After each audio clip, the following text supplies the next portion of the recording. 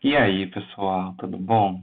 Sejam muito bem-vindos à nossa Escola Bíblica Dominical. Na aula de hoje, nós estaremos começando, propriamente dito, nosso estudo do Evangelho de Mateus. Na última aula, nós fizemos aqui a leitura e o comentário da introdução da revista que nós estamos utilizando. E hoje nós começaremos a nossa primeira aula da revista Compromisso, Mateus, o Evangelho do Reino. Então, pessoal, para nós começarmos, eu vou fazer uma oração e depois nós iniciamos o nosso estudo. Senhor, obrigado por esse dia, obrigado pelo seu cuidado e pelo seu amor por nós. E também obrigado pela oportunidade de estudarmos a tua palavra e conhecer um pouco mais do Senhor. Lhe peço que o Senhor nos ajude, esteja com o teu Espírito Santo nos trazendo clareza, entendimento, discernimento sobre os assuntos aqui estudados, Pai. Em nome de Jesus é o que eu lhe peço. Amém. Pessoal, o tema da aula de hoje é o cumprimento da promessa de Deus. E como texto áureo, nós temos o capítulo 2, versículo 6 do Evangelho de Mateus, que diz: E você, Belém, na terra de Judá, não é a menor entre as principais cidades de Judá, pois de você virá um governante, que será o pastor do meu povo, Israel. E aí, pessoal, para a gente entender a dinâmica da aula, nós faremos a leitura dos capítulos 1 e 2 de Mateus.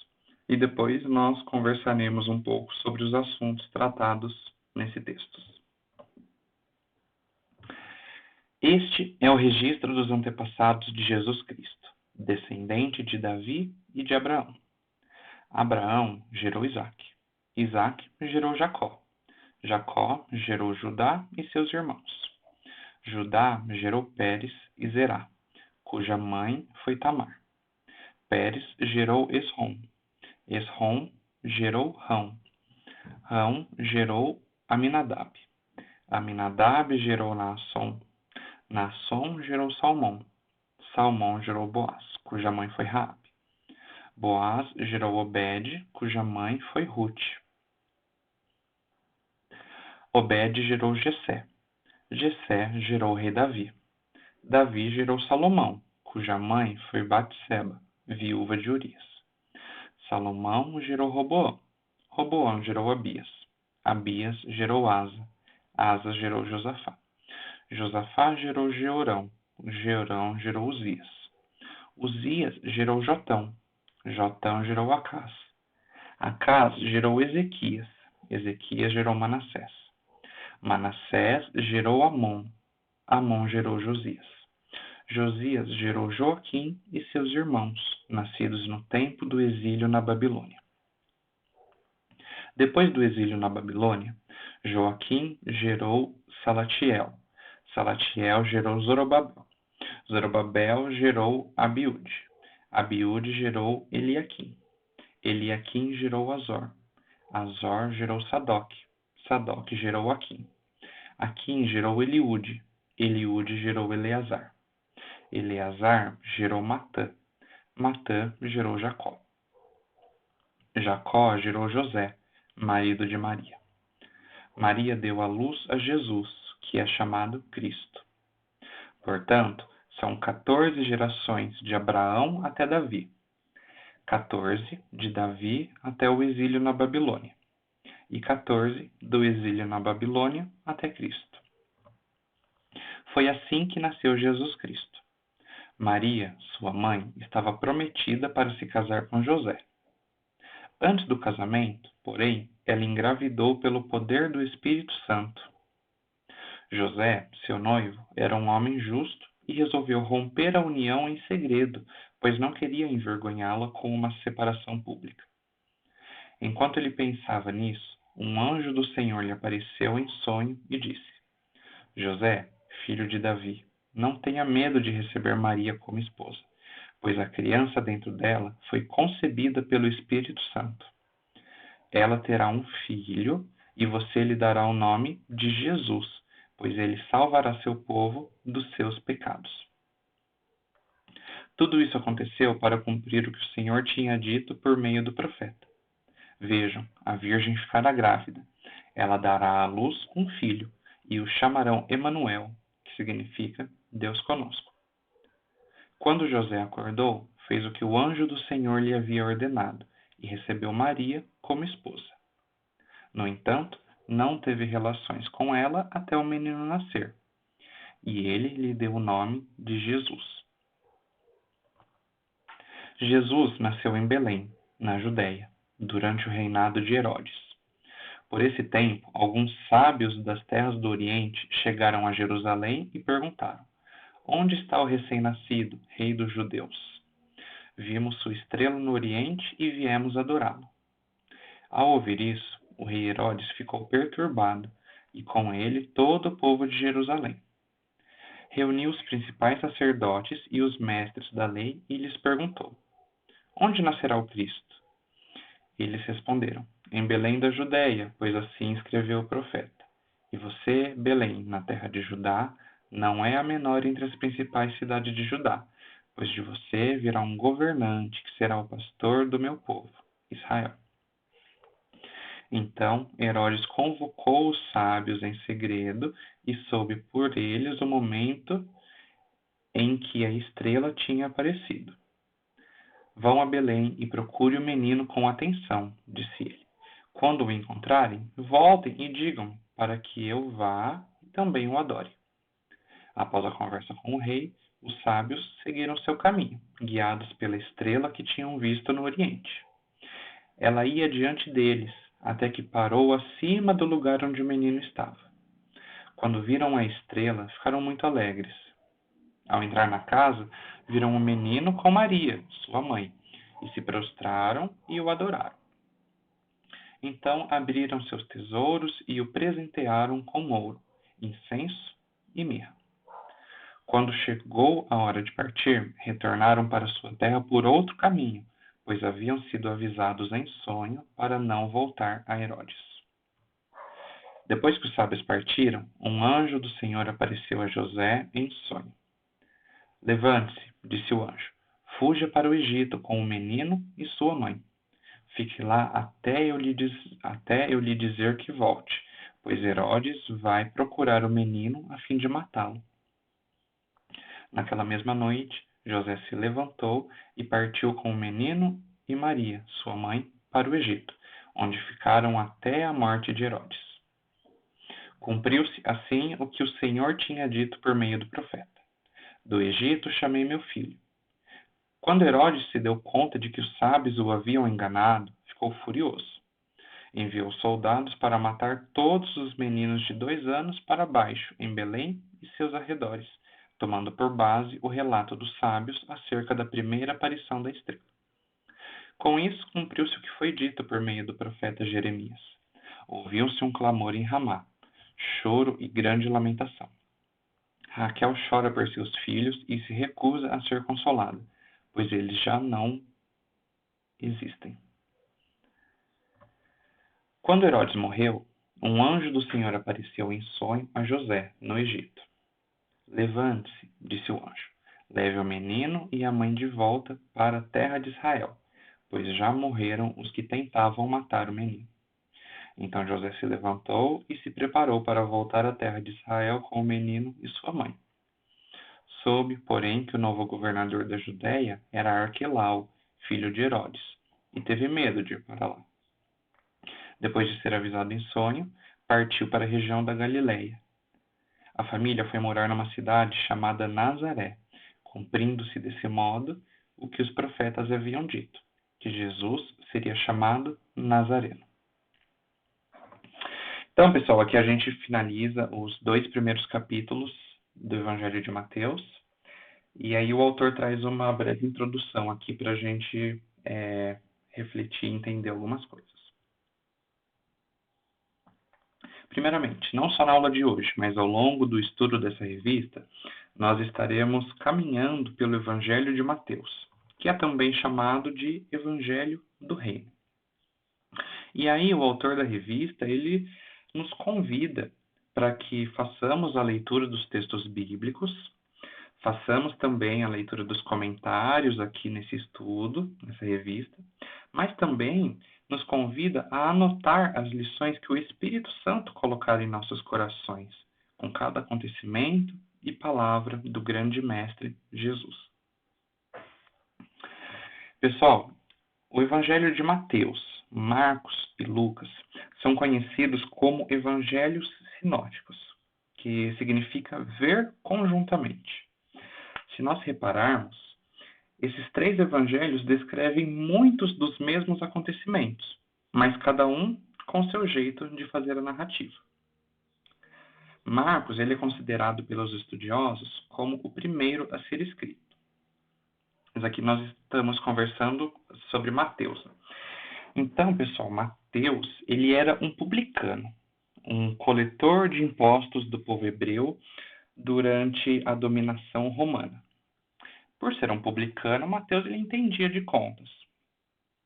E um outro comentário aqui que o autor traz é que os publicanos eles tinham fama de serem corruptos, cobrando muito das pessoas para ficarem com o lucro. Mateus, ele era um publicano, ele entendia de contas. E no Evangelho de Mateus, nós temos duas parábolas que estão ligadas à transação monetária. Nós temos a parábola do credor incompassivo, que devia 10.000 talentos, e a parábola dos trabalhadores contratados por 1 denário ao dia. Mateus ele foi uma pessoa com um bom conhecimento e que narrou, especialmente para os judeus, a chegada do reino de Deus com detalhes para melhor compreensão.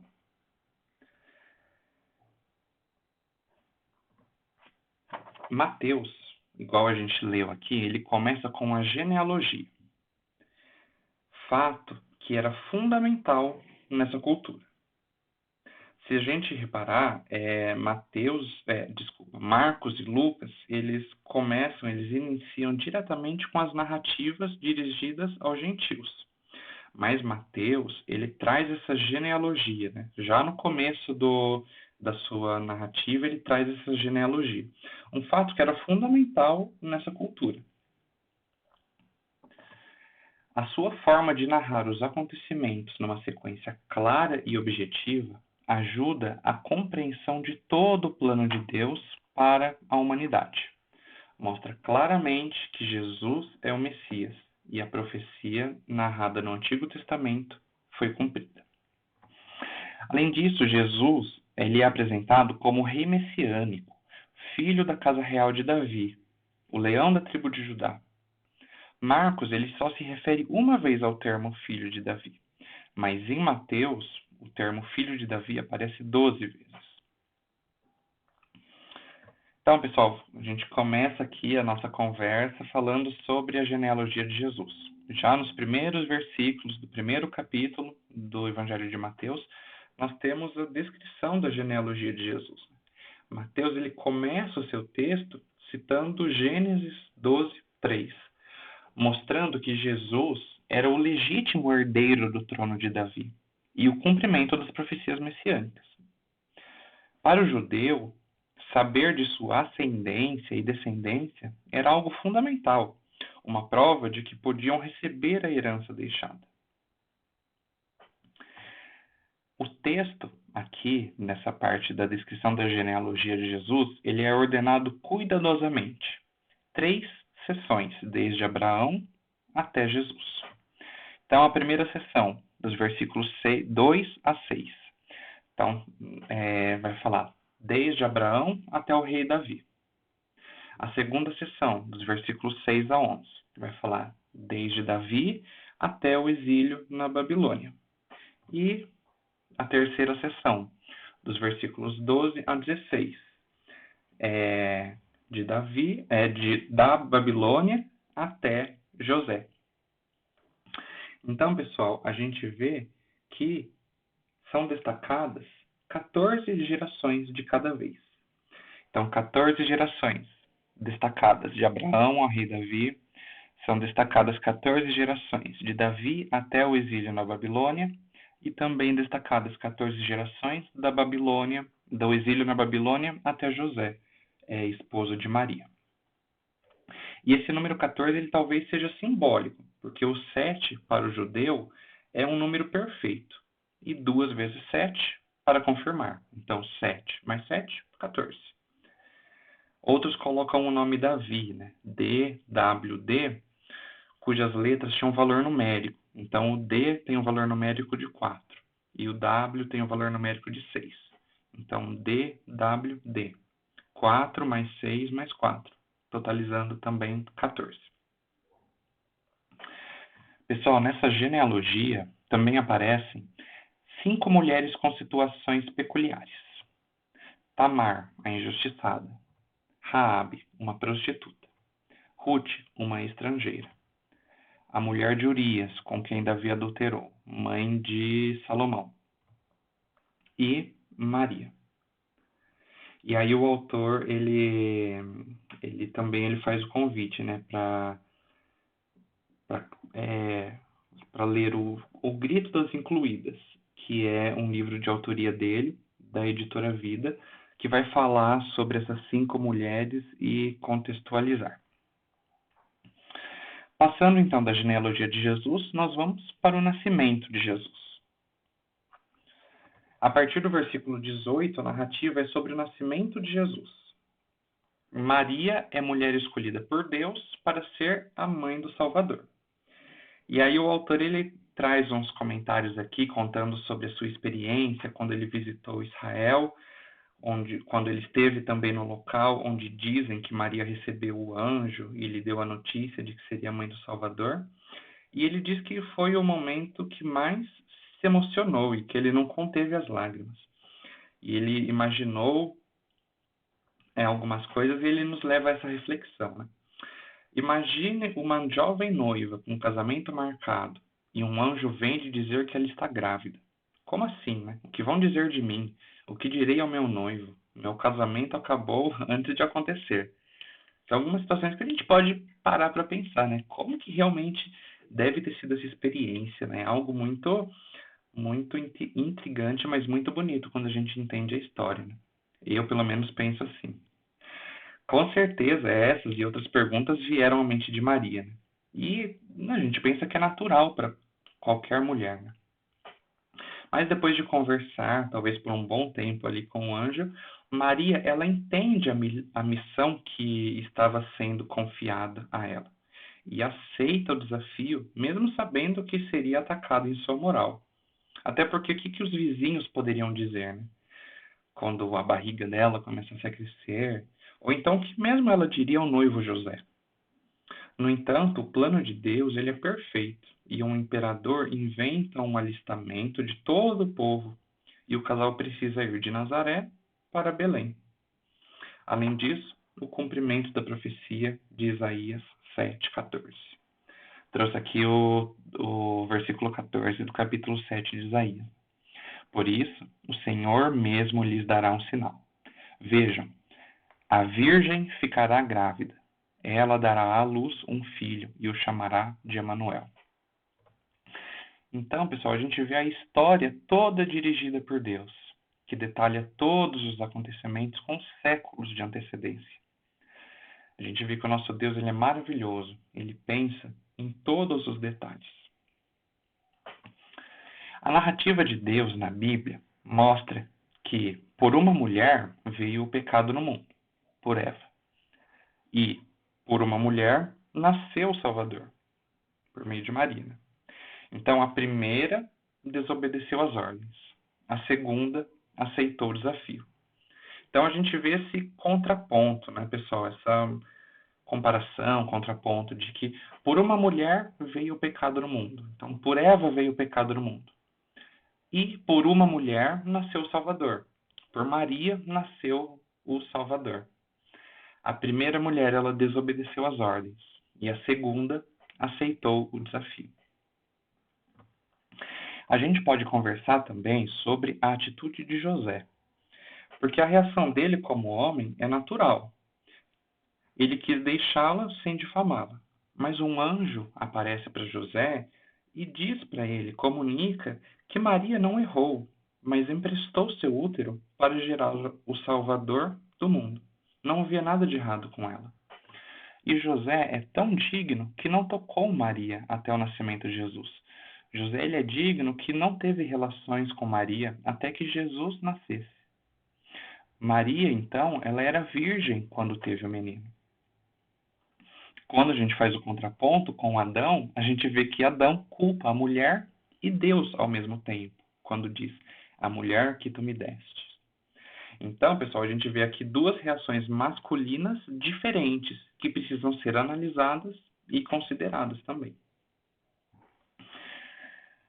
Quando a gente continua conversando sobre o nascimento de Jesus, a gente vê que o rei não nasceu num palácio, mas numa manjedoura, perto de animais. A cidade de Belém já tinha sido profetizada por Miqueias, capítulo 5, versículo 2. Mas você, ó Belém Efrata, é apenas uma pequena vila entre todo o povo de Judá. E, no entanto, um governante de Israel, cujas origens são do passado distante, sairá de você em meu favor. A gente vê também o relato aqui de Herodes, o monarca, né? Quando ele soube do nascimento de Jesus e que os magos iriam visitá-lo, ele tentou uma trama pedindo para que, quando voltassem, né, quando esses magos ou quando esses sábios voltassem, falasse para ele o endereço, o local exato onde Jesus estava. Então, Herodes ele teve esse plano, né? Ele falou para que os sábios, para que os magos procurassem Jesus e quando achassem dissessem para ele onde Jesus estava, para que ele pudesse ir e o adorar. Mas, com certeza, Herodes ele não queria ter um competidor e ele estava tendo um plano sinistro, né? A gente vê que os magos encontram Jesus, esses sábios encontram Jesus, o adoram, e, na volta para casa, em sonho, eles são avisados para que não voltassem e não avisassem Herodes, para que eles voltassem por um outro caminho. E assim aconteceu. Herodes, percebendo então que foi enganado, ele decide arruinar, acabar com todas as crianças da região lá de Belém que tivessem menos de 2 anos. Então, através das contas que os sábios disseram para ele, desde da primeira aparição da estrela, ele falou, não, então todas as crianças que tiverem menos de 2 anos de idade, lá da região de Belém, serão mortas. E aí, com isso, a gente vê que esse plano arruinou muitas famílias que perderam seus bebês. Porém, Jesus, ele foi salvo. E ele foi salvo pela obediência de José à orientação de Deus. Deus avisa José em sonho para que ele pegasse a sua esposa, Maria, e o bebê nascido para fugirem para o Egito. A gente vê que o menino é salvo, pois José estava atento às orientações divinas. Então, José obedece às instruções, né, às orientações divinas. Ele pega Maria, pega Jesus e vão para o Egito e ficam lá até a morte de Herodes. Passada a morte de Herodes, nós temos então a volta da família para Nazaré. Quando Herodes morreu, um anjo aparece a José em sonho e lhe dá ordens para pegar sua família e voltar para Israel. E aqui a gente vê que Deus usava muito os sonhos para falar com seu povo. O autor brinca que era a internet de Deus direto com seus filhos, né? Era uma forma de comunicação de Deus direto com seus filhos.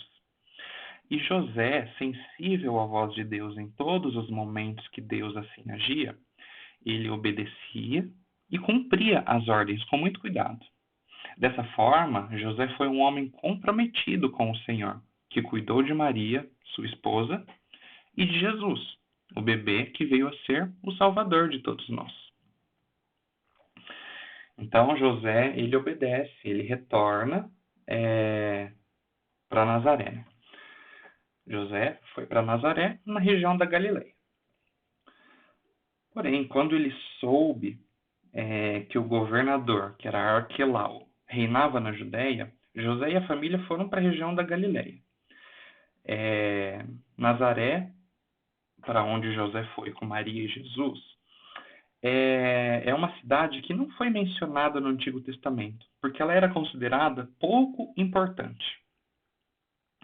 Se nós fizermos a leitura de João, capítulo 1, versículo 46, nós vemos a narrativa de quando Felipe falou sobre Jesus de Nazaré. E aí Natanael indaga ele, dizendo, pode vir alguma coisa boa de Nazaré? E aí Felipe diz, vem e vê. A gente vê o preconceito com pessoas de determinadas cidades e regiões já existindo.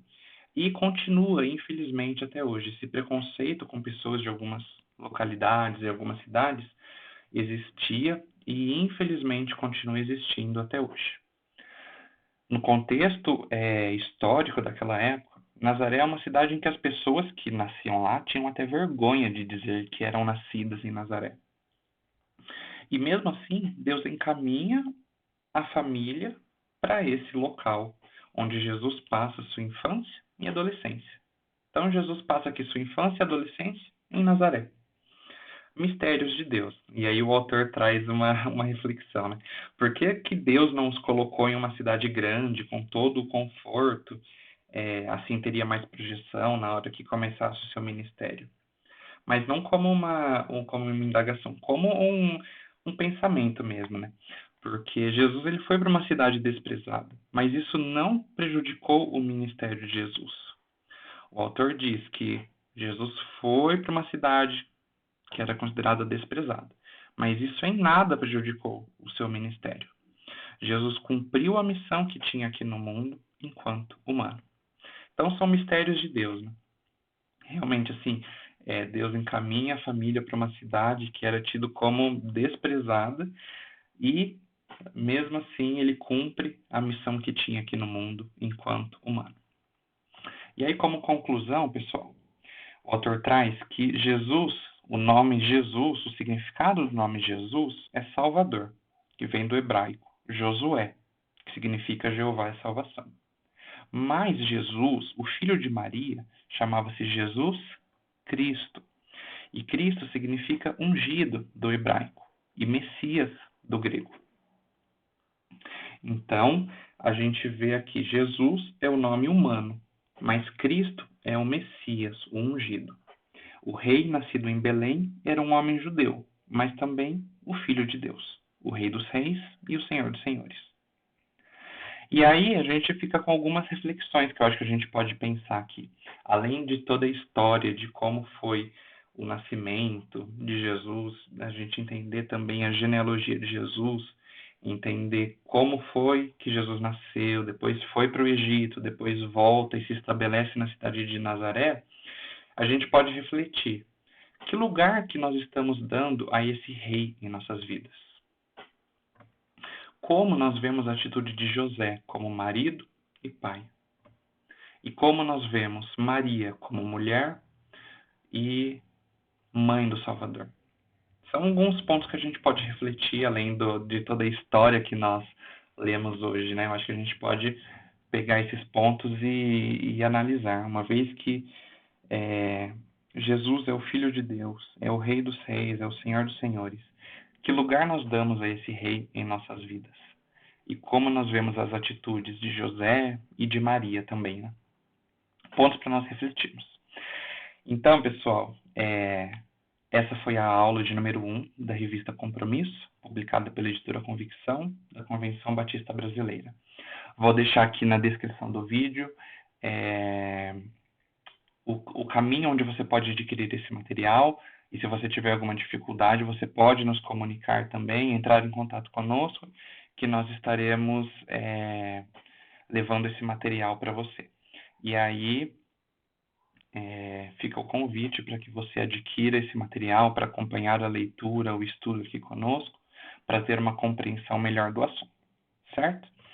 Pessoal, se você ficou com alguma dúvida referente à aula de hoje, você pode nos escrever, pode colocar seu comentário aqui no vídeo, interagir conosco, ou então nos escrever por e-mail, pela nossa página no Facebook. Você pode entrar no nosso grupo do WhatsApp para que a gente esteja conversando também, da forma que você se sentir mais confortável. E referente à aula de hoje, era isso que nós estivemos estudando. Agradeço por você ter separado esse tempinho para estar aqui aprendendo um pouco mais, estar estudando aqui conosco o Evangelho de Mateus. Desejo que você tenha, tanto você quanto a sua família, uma semana abençoada, repleta do amor, da paz e do cuidado das bênçãos de Deus. Tá bom, pessoal? Até a próxima aula e Deus te abençoe. Uma boa semana.